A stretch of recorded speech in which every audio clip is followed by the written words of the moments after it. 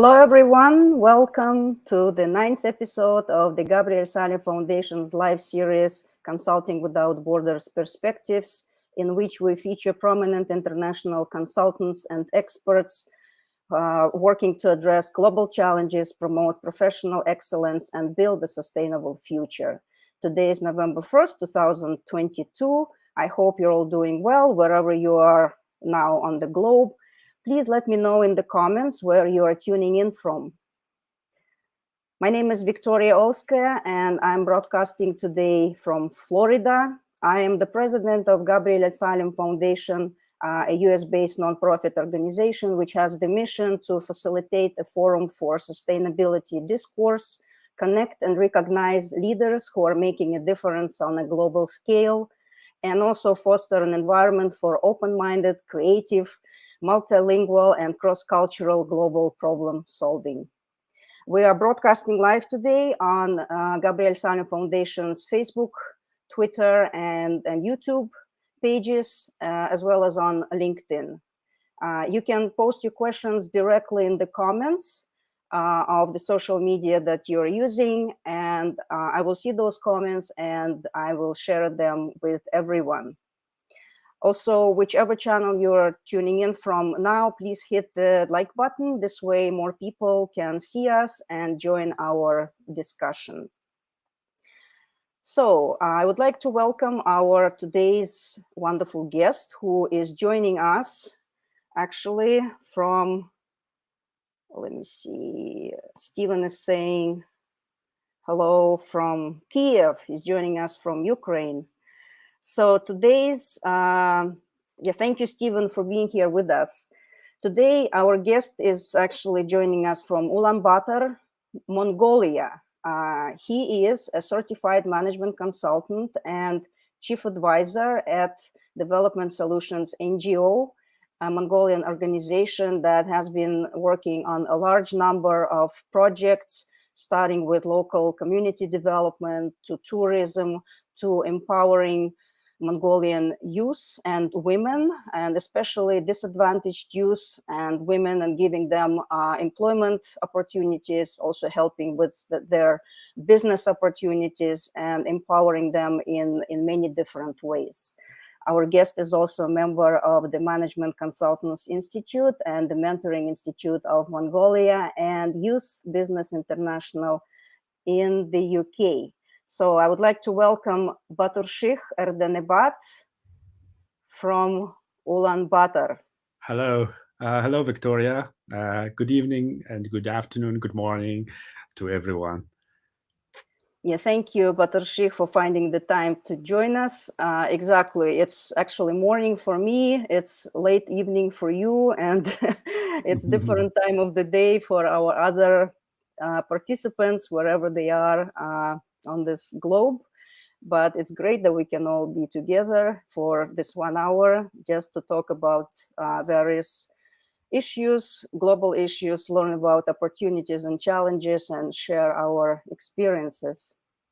And thank you, Victoria. And thank you very much for inviting this wonderful event. And I always actually follow you up on this post. And thank you very much for inviting this time. Well, it is my pleasure. And I want to thank you also going back in time for always attending our events and making the best you can. I know you always have to travel from far away, but you've been, I think, on all of our February 1st events, and we can talk about this a little bit later, just, remembering those days. But I know that you just recently got from a trip, and we've been trying to communicate. I'm just hoping you will be available today, and I'm glad you're back home. But maybe just to start, if you can share with us what kind of a trip it was and what kind of trainings you attended, and how was it? I know that you were in Europe, but yeah, if you can just share more details about it. Thank you. Yes. Well, Development Solutions, where I work at, and we have been a member of the Youth Business International Network since 2013. And every 2 years, we attend the Global Young Youth Entrepreneurship Summit. And actually, the Youth Business International Network organizes this event, and almost more than like hundreds of participants from more than 60 countries gather in this for this event to share, to network, to exchange their experiences and knowledge and what they are doing for the youth entrepreneurship, youth employment. And so it's a very interesting activity actually to learn about like who is doing what and how they are doing it, how they are struggling actually for this youth employment, because it's a big challenge in the worldwide. Like, and so Mongolia, I'm usually to represent Mongolia to share and exchange. And also at the same time, it's a very good opportunity to benchmark our activities with different countries. And yeah, so it happened this year. It happened in The Hague, Holland. And I had a chance to visit there. It was my first visit in The Hague. And I met a lot of new people in The Hague and at this event. Even I had very good friends from Ukraine as well, like how they are supporting Ukrainian refugees in Poland and some other European countries. And it was very interesting actually to learn about their support, especially to start up business and to continue their existing businesses in European markets. And also the new climate change and other cross-cutting issues are rising. Just it was very challenging actually how to go along with all these new things. And so definitely it was very, very fruitful and effective trip for me. And at the same time, at this event, the Youth Business International Network awards the best young entrepreneur of the year. And at the same time, they announced the best mentors. And so we had a chance to meet those mentors and young entrepreneurs who are like doing the new things and enlightening this world with their new innovative ideas, business ideas, actually. So yeah, that definitely. Thank you very much for asking this. It was great travel, especially after this long COVID lockdown. That's right. Yeah, it makes such a big difference to be able to actually physically go somewhere finally. And I'm just curious, how many other countries were there? You said, yeah, it was like an international event, right? So yeah, so almost like 40, 50 countries. And yeah, from South America, Africa, Southeast Asia, and the farthest one was from Australia, actually. So yeah, okay. And I also know that after the official events, you also had a tour, a brief tour around Europe, or was it just the first one? Yes, just before the event, I had a small tour because I actually visited my school in Prague. Okay. Yeah, to see my my professor actually, because right now I'm doing a DBA at the Business Institute in Czech Republic for the topic is actually just climate smart leadership in the organization. And I'm trying to identify the current situation and how Mongolian small and medium enterprise owners are preparing to be more climate smart. And due to this climate change and some other technologies, and because Mongolia is facing a big climate change issues, and the land degradation and harsh winter is getting much more harsh. And at the same time, the number of livestock animals is increasing unexpectedly. Therefore, soil degradation, rangeland quality is getting very poor.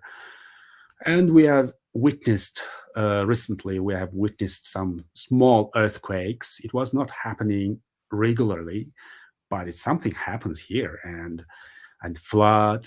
At the same time, dry to hot, summer in some areas, even no raindrop in some areas of Mongolia this summer. And that is a big challenge for Mongolian people. At the same time, small and medium enterprises to continue their sustainable operations. Therefore, this topic is actually leading me to this paper.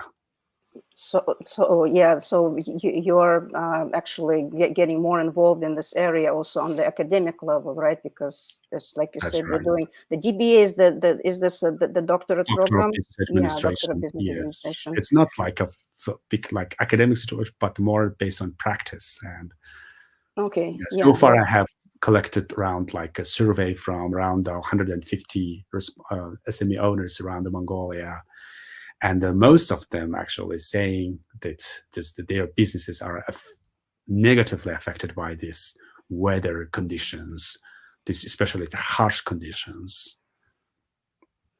right. Yeah, well, this is very unfortunate. Of course, it happens all over the world. The climate is changing, and it affects how people live their lives, how they can work. And I can imagine that in Mongolia, it's probably has a huge impact on the herders or anyone doing business in the cities. I know that there are some government programs that are in place to address these issues, because I've been doing my research and I see that there was a sustainable development program 2030, which kind of went in line with the sustainable development goals. I've also learned that there is a new program in place now that kind of goes all the way to 2050, right? Yes. And maybe you can. I know that your organization also works closely with big donor organizations, and Mm. you. But so if you can maybe talk a little bit more about this and what is done on the national, scale in Mongolia to address these issues. Yeah. Yeah, the government of Mongolia actually just studying right now. They are studying the how to um, fight with this climate change. At the same time, the economic condition is, the entire world is getting uncertain, and how to be more reactive in spite, just against this uncertainty of this situation. And therefore, this last actually year, the president of Mongolia actually he announced the 1 billion tree program. It was very good initiative to support this economic revival policy. At the same time, this SDG 20.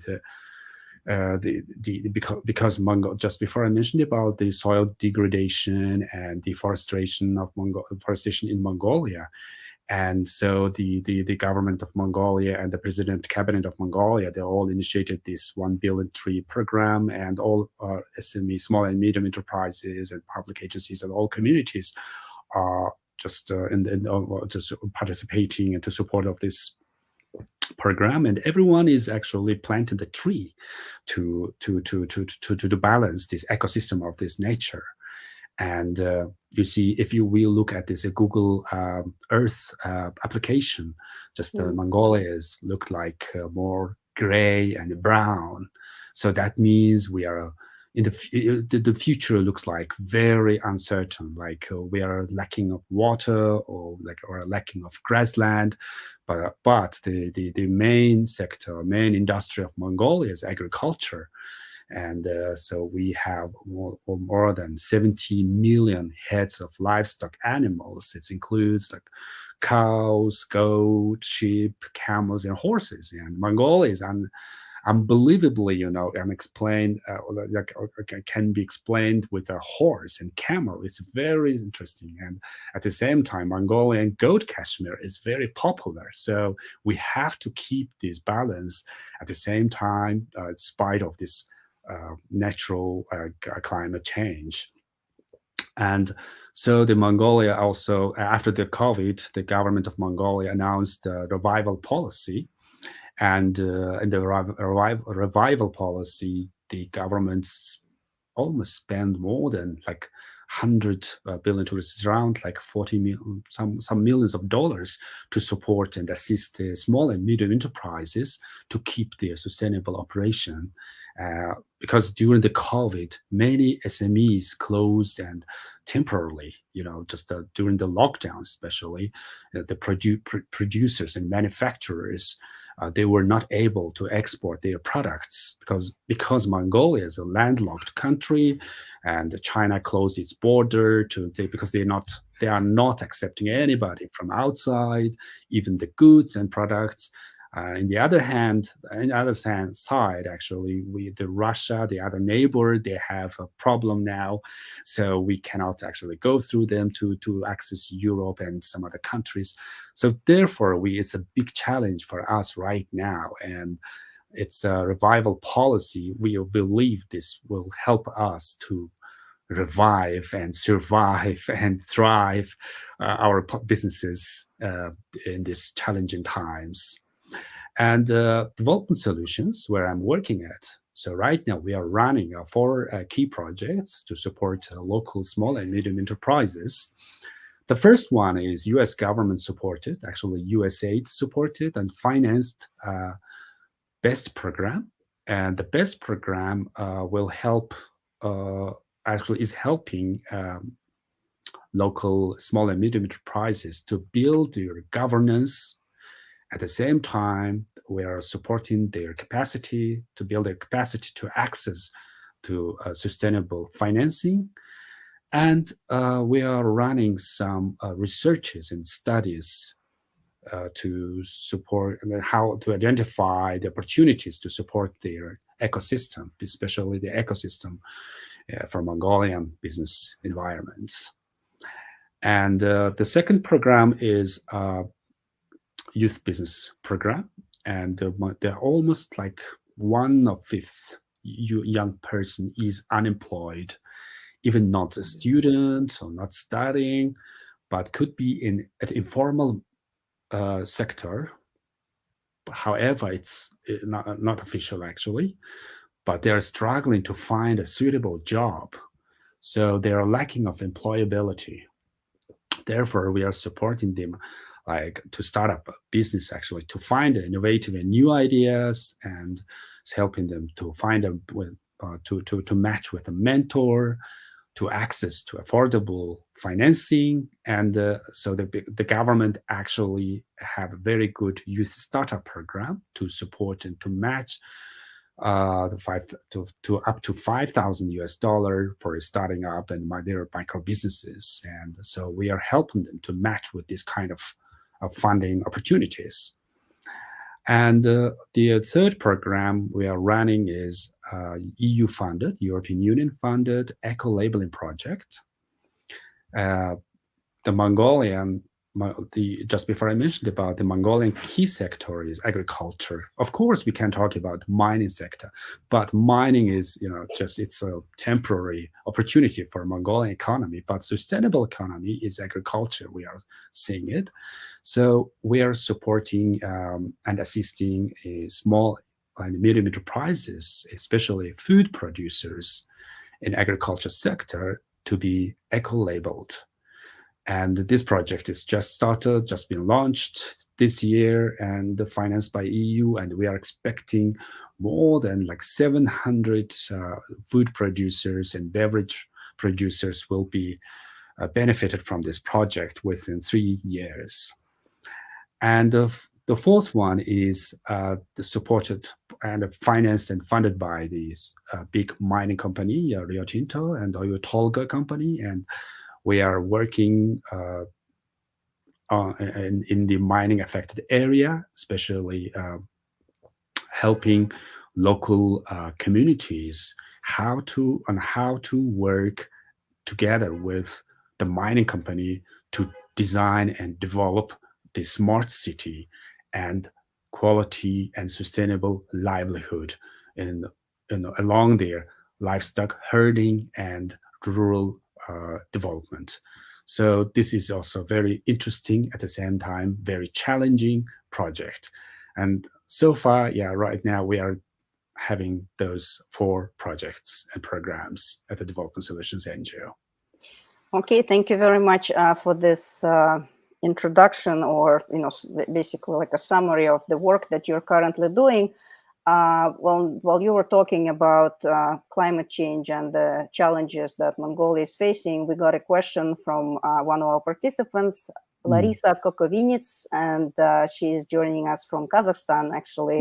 And she's asking how to deal with the excess of vehicles on the streets of the cities, because in Almaty, in Kazakhstan, is a big issue. There are too many cars, and it affects the air quality and creates all sorts of other problems.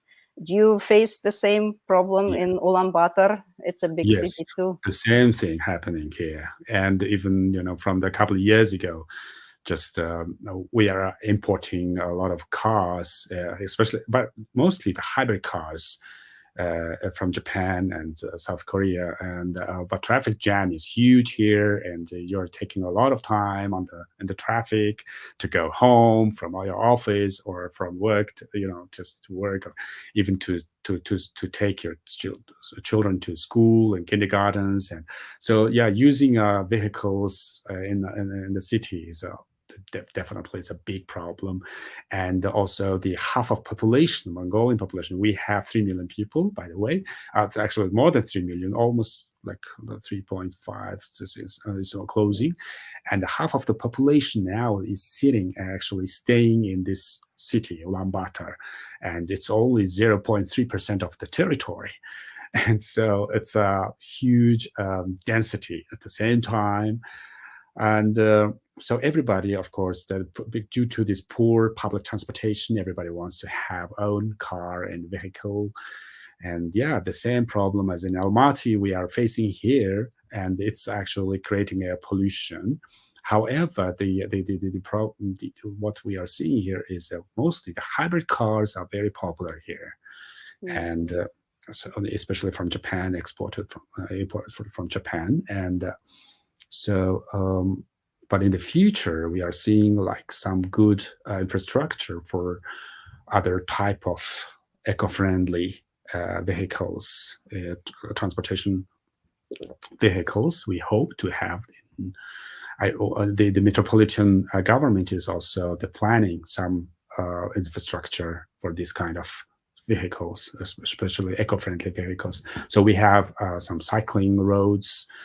And also the government is discussing, and also they're looking for investment to build a good infrastructure in Ulaanbaatar. But we are seeing Mongolia has a big land, and we are seeing that the other secondary cities could be very good opportunity for manufacturing or for economic opportunities. One of the project where ADB funded project where I'm working here, and is about the human settlement development project.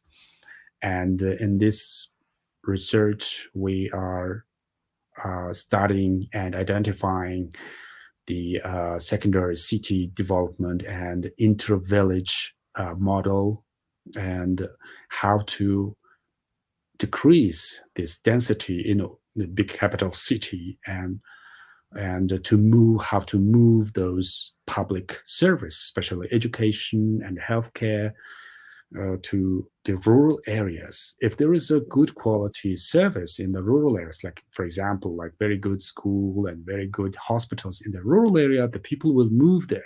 Unfortunately, the current situation is like you can find all good schools and good hospitals in the capital city. Therefore, everyone is actually moving into the city. So in the future, we believe that this big secondary city planning will go on sustainably. At the same time, the mining companies are planning the smart city models, and so it will help also the migration to the capital city to decrease their population. Okay. Yeah, thank you very much for this response, and thank you very much, Larisa, for this very good question. That is an issue in big cities. So basically, in Ulaanbaatar, the solutions would be to bring in more eco-friendly vehicles. That will be one way, and then probably develop the infrastructure, hopefully with the public transportation too. Yeah, definitely in the future we're expecting so. Yeah, okay, well, that's great. And then, as you said, move away from the cities. Just encourage people to actually move away and live in other areas, so that the cities are not so condensed. That's true. That's the way to go. Yeah. So, for example, if you're setting up and operating your business 1,000 kilometers away from the capital city, just there is a very good tax incentive programs. So it's another opportunities for those rural businesses. Like you are paying lesser taxes, you are paying lesser fees, and at the same time, the Mongolian government, and now they're focusing on like how to support rural public and private sector employees to have the mortgage leasing at affordable rates or something like that. So we believe that these kind of programs will help and will work properly. All right. Well, as you are describing Ulaanbaatar and then talking about the rural areas, I remember my own time in Mongolia. Unfortunately, that was a very long time ago. That was in 1997 and 1998. Actually, 1999, I was there as well. And that was the last time, unfortunately, that I visited Mongolia on one of the projects that was funded by USAID at that time. And of course, it was great work. It was great meeting everyone there. But the best thing that happened to me was the trips outside of Ulaanbaatar and just visiting the steppe and visiting, herders. I had a friend who lived in the Ger and his whole family. They welcomed us, and it was just wonderful. Just get in the car and go through the steppe to find the herder and where he was at the time, and then just spend time in the Ger. That was, I will never forget that. That's always in my memory as like one of the best things that happened to me on the trips. Mongolia is absolutely beautiful, absolutely stunning, and the landscape is just so incredible. Yeah, the other project. Yeah, sorry, Victoria. The other project actually I'm working also ADB's project is about a sustainable tourism project, and I'm just working on as a consultant on this project for this private sector development as well. And next week, actually, I'm planning to go to the north part of Mongolia, where they're very close to Baikal Lake. It's about where the Indian people live. And the sustainable tourism is also very challenging for Mongolia. How to protect this ecosystem, natural ecosystem, but at the same time, how to generate income for those local communities. And so Mongolia has a huge, nice grassland, but the other the nice thing in Mongolia, usually the Eastern Asians and especially urbanized Asian people what they attracted is like millions of stars on the sky, and especially the almost like 2/3 of the year, actually it's like more than 200 days of the year, it's a clear sky and open sky. So you at night you can see the stars, especially in Gobi area. You can see the stars just next to you, and it's how to say, like a very interesting and experience for those tourists.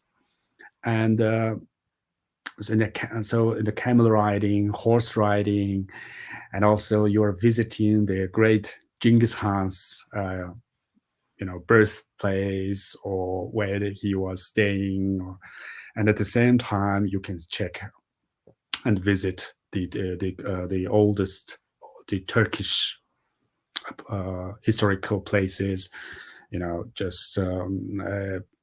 and there's many interesting historical and geographical places in Mongolia, and the tourists from Japan, Korea, and Western Europe, and the States, and they all want to see the experience that Mongolian wildlife tour. And so definitely the local Mongolian people, especially rural people, are experiencing this tourism sector. Still they're learning, and we need to deliver some training and some consultancy and how to deal with this to run as kind of the sustainable, like the climate friendly, eco friendly, the nature friendly, community friendly tourism activities. And also the very interesting events in Mongolia is Eagle Festival. And every September and October, many Western, especially Western tourists visit Mongolia to experience the Eagle Festival. And also the lakes are having, on the base of the lake, the Hupsko Lake, we have a great blue pearl festival. It's also the other amazing experience for domestic and international tourists. And so you can fishing, you can do this kind of the skiing, and just the interesting thing in Mongolia is like you have to access all these wildlife destinations by car or by bus or something like that. Not many flights, and even railroad is very scarce, and so actually they are not connected with railroad. So it's like you are using some kind of the cars, and so it's taking a time, and so you have to use some toilets and restrooms or restaurants. So the how to build a good model for all these stops, terminals, or again, it's a very new challenge and new experience for rural Mongolians. So what I'm doing now is to advise them to with some international and local cases and examples or opportunities, some innovative ideas to be more like sustainable business. Very interesting. Yeah, I'm just wondering which international organization is funding this, or is this the government? It's Asian Development Bank. Asian Development Bank. Yeah, ADB. Yeah, very interesting work, and I hope it really goes well, and tourism becomes better and better in Mongolia, and the infrastructure for tourism keeps developing. I just wanted to say that I see that more people are joining us now. Just take a little deviation from our discussion, and remind you, and I hope that you still remember that Development Solutions NGO, your wonderful organization at which you're now the chief advisor, actually became a winner of Gabriel Al-Salem International Award for Excellence in Consulting, not just once but 2 times. And that was in 2012 when we held our conference, Consulting Without Borders, our first conference, and that was in Almaty, correct? And then the second one was in Bishkek in 2013. Yeah. And I just put together a few seconds of a video just to remind you of how we met in Bishkek in 2013, and what you had to say. just a little video to remind us of those good times. Yeah, great. Yeah. Well, I'm so happy actually to be here, and I would like to thank the Gabriel Al-Salem Foundation for allowing me here today.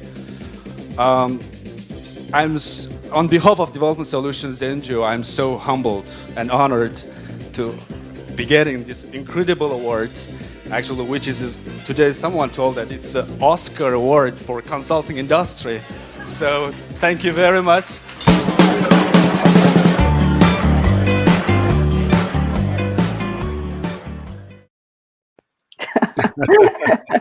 That was back in 2013 when we were still free to travel.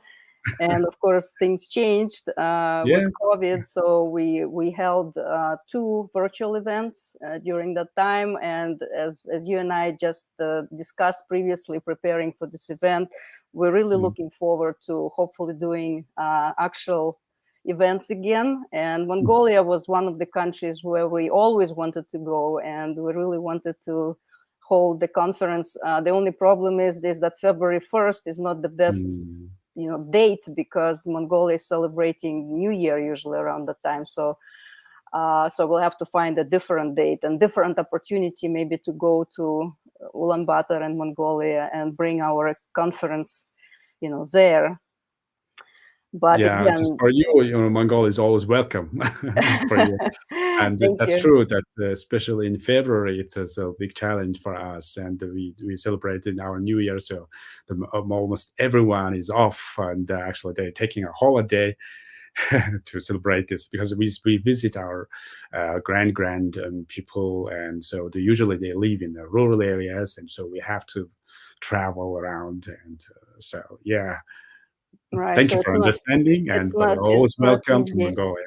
Thank you. Yeah, and of course, also in February the weather is pretty severe, because I remember when I was going to work, when I worked in Mongolia, that was in February, and it was freezing. So, Yeah, definitely. yeah. Well, you just talked about some projects that your organization has been doing in tourism, and also the local community development in climate initiatives. But I know that a big portion of what you personally have been doing, and also what the Development Solutions NGO has been doing, is helping youth, Mongolian youth, especially disadvantaged youth, and also women with employment opportunities, right? And also helping them set up their businesses and empowering them to become entrepreneurs and support themselves in this way. I know this is a big part of what you've been doing throughout your work with Development Solutions NGO, and maybe you can talk a little bit more about this and what you're currently doing, how this work is progressing, and what successes you have. Yeah. Youth is always vulnerable, actually, especially for when they want to start a business. And just this morning, actually, for an hour time, we had a small workshop, actually a virtual workshop, to talk about this young executive directors and how they can be thrived through the against, actually, like their parents' reactions. And the people here, they mostly they think, especially old people, usually think that young people are lazy, young people are not doing nothing, and they're always staying behind of everything. And but they want to do something. Unfortunately, they don't know how. And we are in Mongolia, we are in transition from the controlled and planned economy to free market economy, and we are still in transition. So what I mean is we are still to change. We are still actually struggling and fighting to change our mindset, like how to fit to this free market and this situation, economic situation. And so young people here, they are like they are still struggle lack of experience, and mostly employers are looking for experience, and young people are lacking of their economic like empower. But the many employers think that young people will be be employed like with a long time or with a lesser pay and something like that. But unfortunately, young people want to just experience with everything what they want, what they desire. And so Development Solutions, actually, we started and initiated this Youth Business Mongolia program to support those disadvantaged young people and to help them to understand the situation of this market, and at the same time, what kind of new ideas they can create and design. And so we deliver training and consultancy, and at the same time, coaching and mentor programs. And we have more than 300 mentors, volunteer mentors. And at the same time, we are just contracting with some coaches to support those young people. But at the same time, you mentioned about women. The women are also the big leading community in Mongolia, I think. Wherever you know in businesses, you visit in business in Mongolia, you will see the women are doing everything inside of the business. They are dealing with all activities and all issues. Actually, they are solving all issues of business. But unfortunately, when you look at the company or corporate certificate, you will see the husband's or the man's name, like on the certificate, that business owners or executive director's name. But behind them, usually women. In history back, Genghis Khan history, Genghis Khan's mother was a leading. She was a great leader actually to lead the country of this Mongolian empire. And at the same time, the Genghis Khan's queens, they were actually did a very important role, especially education, health, and the social affordability. So the women always balance the economy at the same time societies. Therefore, we are seeing that women's participation in economy is very important, and therefore we are supporting women's role and to act, especially to access this to the affordable loan programs and some mentors and creating new business ideas. And recently, we are more working on this digital and IT industry, like how to be more inclusive, especially for women and disabled and youth population.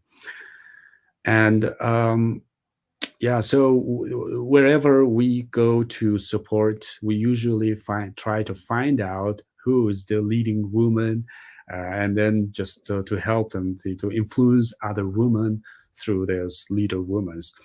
And we see a lot of women herders are also, they have a huge potential to influence and to lead their communities to keep their nature and protect their conserve their this wildlife. And so if we show the light to these great ladies, then they will continue they started the projects. And we see these examples in many cases. Therefore, our key beneficiaries are like usually just very happy to work toward those great women leaders in the communities. So the young people and the women leaders, they're all our key beneficiaries for our programs. Are there any women's organizations in the country that also that help women? And yes, definitely. There are many women organizations and supporting women entrepreneurs, supporting even women in violence. Therefore, for example, we see that women economic empowerment actually helps them understand and practice their human rights. And without that, the economic empowerment, it's very difficult to find their human rights. So the economic empowerment is the key priority for us. Okay, that's great work that you've been doing. And going back to the youth, I've just been doing some research, just reading about the situation in Mongolia, and we all know that Mongolia is a country of young people, and about 40% of the Mongolian population are actually people aged 15 to around 35. That's the statistics I got. So I can also imagine that it's very important to engage the youth in anything that happens in Mongolia, also for the purposes of the country's stability and successful development, because youth is also making a huge number of voters in the country. So as in any democracy, you have to pay attention to who casts those votes. So it is great that there are programs that are addressing youth and women Mm. to help them. Do you see any, like, what would be the success stories of like maybe the results of the programs that you've been working on helping disadvantaged youth? Because as you said, every fifth of them is unemployed, right? So, or they don't have any occupation. They're not a student. Don't have a job. Don't have a business. So, is there a change in that? Yeah, we are expecting the change, and also I'm working in other project. It's a World Bank actually project. Save the Children Japan is implementing in Mongolia, and the funder, the thanks to the funder, is from Japan actually. The project is about like to help school children and lifelong learning center students at the same time to learn and to be educated in social emotional skills. It's not only about social emotional skills, like entrepreneurship based. So therefore, in the future, those children will be a leader, community leaders of those local communities. Therefore, from now, they have to be prepared and trained and consulted and mentored, and therefore what we are doing now is like we actually already designed and prepared a very good training curriculum and education training curriculum, and now we are implementing it in very, very remote rural areas. And also we are providing very small grant to implement their wonderful business ideas. And so one example is like there are like lifelong learning center students. Usually they are out of school, dropped out of school, like because their parents saying that, oh, you have to be, you will be a herder in the future, so you don't need to go to school. You have to stay here with like helping us because we are getting older. So those children actually, because of their parents, because they don't know how they have the right to say, oh, I have to go to school, and so they're staying at home and looking after their livestock animals. But when they are 20 years old, when they look at their other friends at their same age, they all have already gone to school and just have a great jobs, and they are already secured their own some kind of income. And then they see that, oh, we are just now the late from our same age friends, but I cannot read and I cannot write. So what should I do? What shall I be in the future? And even the other problem is, if you're a boy, for example, 20-year-old guy, no, women, especially the local girls, they will not, like you because you are uneducated man. So they wouldn't agree to get married with you. So this program supporting those disadvantaged young people to be more entrepreneurial and to improve their social emotional skills. And even you cannot read, you are not educated, but you have a very good potential to start your own some kind of business or employ opportunities. And so the government, especially the Ministry of Education, looks at this program in a very warm eyes, and we believe that they will include this training into these education programs in rural areas. And we see a lot of great examples. For example, some very, very remote rural, some kind of minorities, ethnic minorities live there. And their children are not confident to speak in Mongolian language, for example, because they have some accent. And when they get a university here in the capital city, for example, especially the city people, they said, oh, he's or she's from some kind of area. And because of accent, they are discriminated or excluded.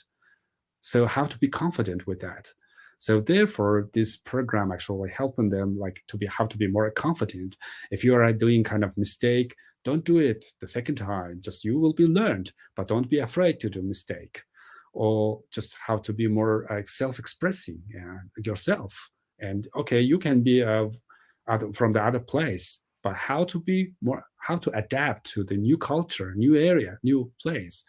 And so these young people, those young people are equipped with this type of education and knowledge and skills, then they are able to be more inclusive.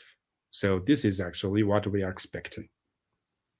Okay, this is great work. As you were talking about, well, actually targeting the activities, especially for the rural young people, right, who have are Yes. probably more disadvantaged than those living in the cities.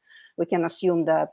But then the question came to my mind: how do you strike a balance in this? Because we were talking about trying to move well, when young people get opportunities to learn or to get some kind of an education, they tend to move towards the city, right? Because that's where most of those well, learning institutions are located, or where there are more opportunities for perhaps a better job, or maybe where you can develop your business. But then on the other hand, we're talking about taking people out of the city and moving them to the rural areas, so that the cities are not so condensed and so overpopulated.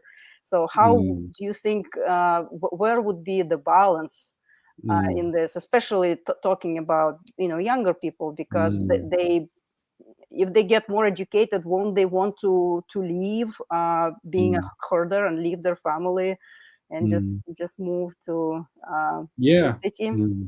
How Yes. do we bring them back? Yeah. Yeah.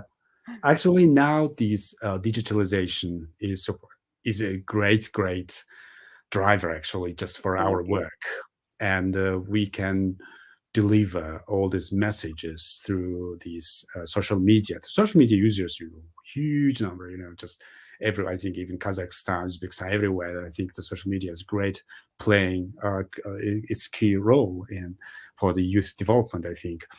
And why we are prioritizing usually the rural people, the young people, because there are lack of this internet access. And the city people, usually they're able to find internet somewhere. Yeah, even if you go to the coffee shop or tea shops, it's still the free internet, and so you can have some Wi-Fi opportunities. And almost 80% of Mongolian population uses smartphones. Therefore, we are not. We are seeing that they have the tools, they have these mobile phones, so we have to create some contents. We have to create some what else, like the applications or some other things. They have to visit, they have to educate, they can go to just to learn something from this things. And the city people, especially the city young people, we see that peri-urban district people, and we call it Ger district, because Ger is in Mongolian language, it's a yurt. Right. So we call it Ger districts in Ulaanbaatar and the other secondary cities. And usually the Ger district young people are the children of those migrants from rural areas. And also they are excluded, discriminated, honestly. And because, just somehow they are the culturally, or they're just a little bit different, actually, from the city center school children or the city center. Even there was one job platform in Mongolia, and very masculine logo they have. For example, like there's a necktie, and so if you want to find a job, just apply to us.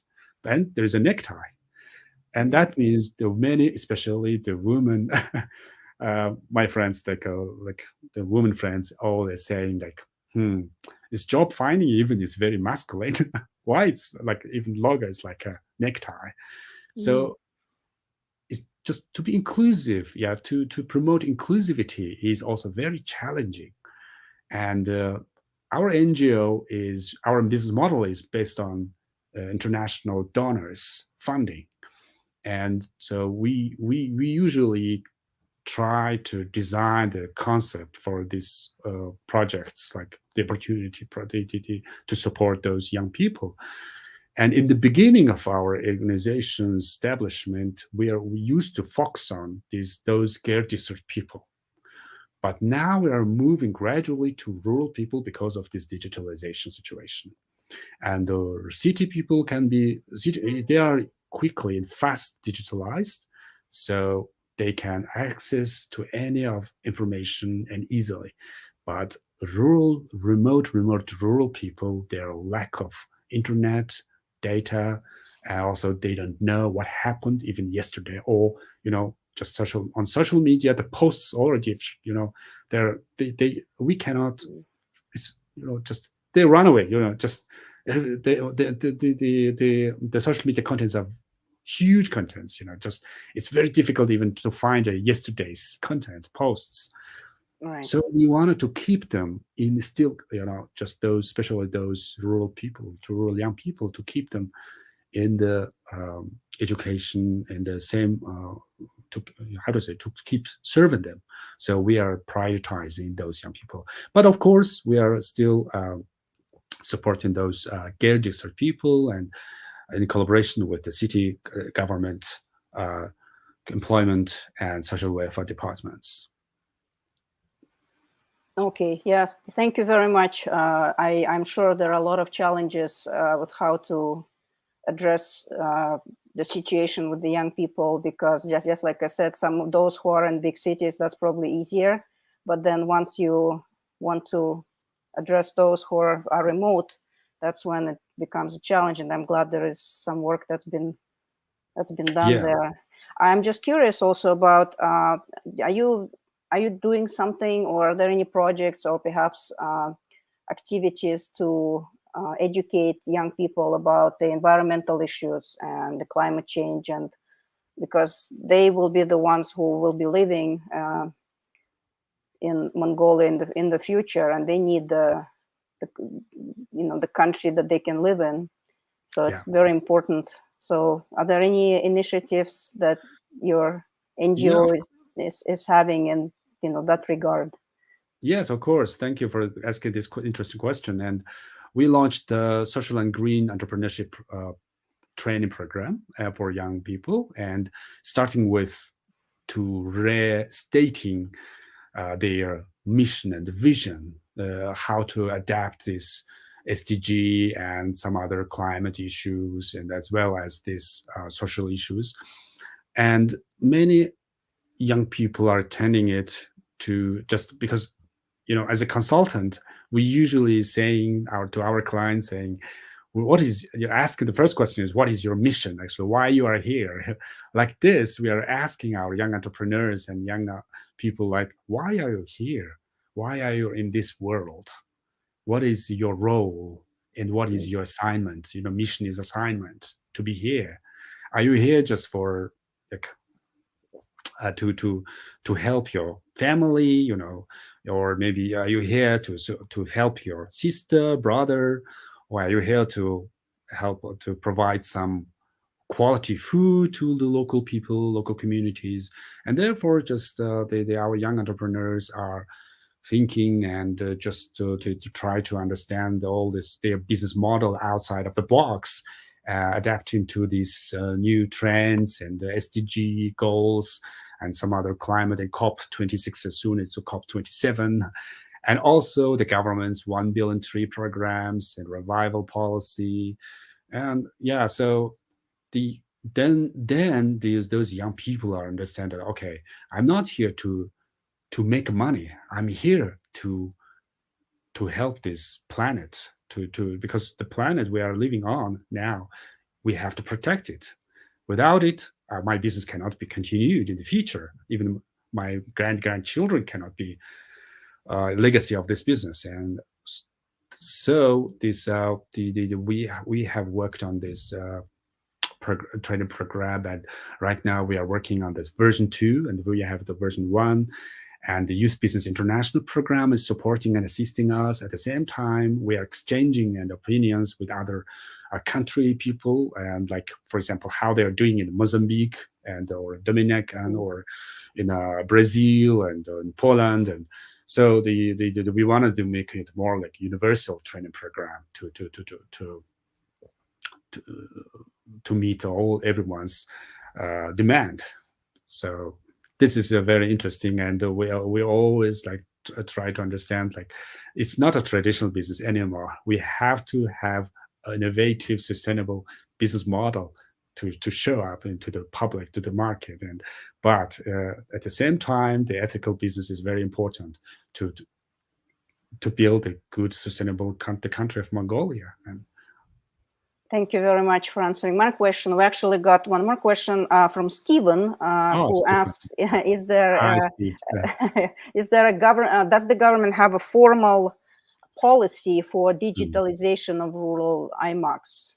Because you talked about digitalization, so this government actually established the Ministry of Digitalization, and so the almost 80% of public documentation, or how to say, like, government documentation, if I wanted to check my vehicle license or my driver license, or if I want to appoint the hospital, if I want to go to my land license, to check my land license or apply for some land license or something, everything is digitalized now. So we have the eMongolia application, and everyone can check it. Everyone can apply appoint the hospital. Even if you want to send your children to the kindergarten, what kindergarten is available around you. So the government is doing very fast digitalization policy and programs, and this initiative is going very quickly.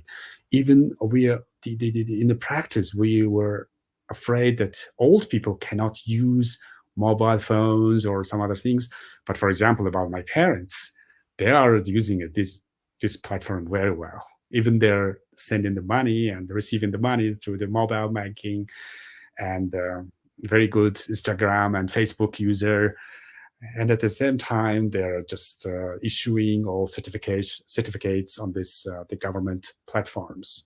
So even you don't need to carry your driver license, even you drive, because the police, even they check out everything on the platform, on the application. And digitalization is going very quickly in Mongolia. We hope that the big example of Estonia, actually, we are all seeing the country of Estonia, we are seeing as an example.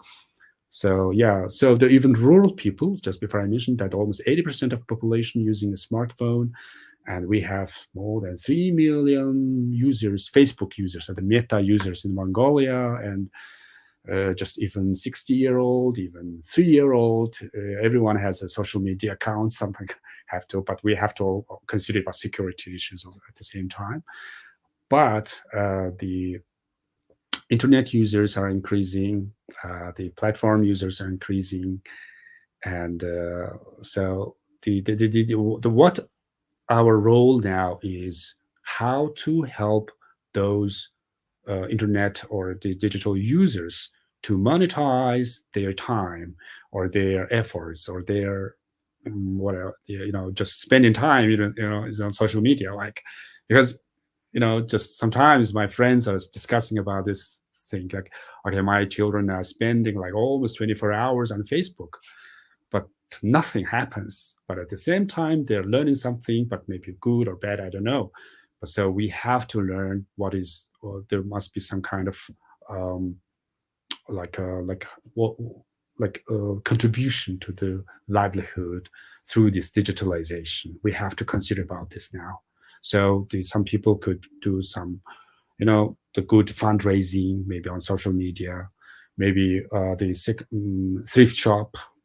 Maybe they have a lot of waste or garbages, but how they can sell it on Facebook or something like that. Or, just if you even the votes here, for example, in our household, how to say, like just block communities, we have this council, district council, not district, like block council.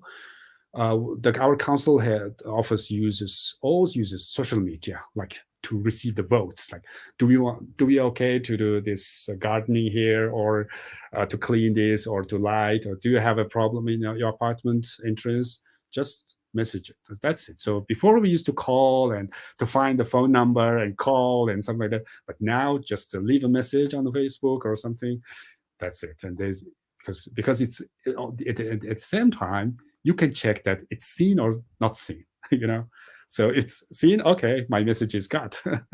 They received. And all right. Thank you so much, Bat-Orshikh, for answering the question, and also thank you so much for joining us today in this discussion. It's really wonderful to see you again and to hear from you and learn about the challenges and opportunities in Mongolia right now. And I wish you all the very best in your work and in your life. And I hope you get more opportunities to travel again now that the world is opening up. And just all the very best in the implementation of your very important projects that you are doing as part of your organization, Development Solutions NGO. It's always a pleasure to see you. I hope to see you in person sometime, somewhere. I think last time we actually met in Georgia. Remember when we came for the conference, the EBRD conference, and where I was doing the awards, and it was great. We had the chance to actually, while we were waiting for our room in the hotel, we had the chance to sit there and just talk about all sorts of things. So that was really nice. So I really hope, we can see each other. And meanwhile, just all the very best. And thank you to all of our participants who joined today, who asked their questions. The broadcast will stay on the social media, so anybody can watch it later if they didn't have a chance to join us live today. And our next episode will be coming up on the 1st of the next month, on the 1st of December at the same time. We usually schedule it at a 13-hour GMT or 1 p.m. Please note that some countries are experiencing time change, so please account for that. But we keep it usually always at 1 p.m. or 13-hour GMT time. So join us on December 1st. And I'm just saying goodbye for now. Thank you very much again, everyone. And I'll see you in 1 month. Thank you very much. Thank you, Bye-bye. Victoria. Thank you for this. Thank you very much. And Thank you you for all audience. Yeah. Thank you.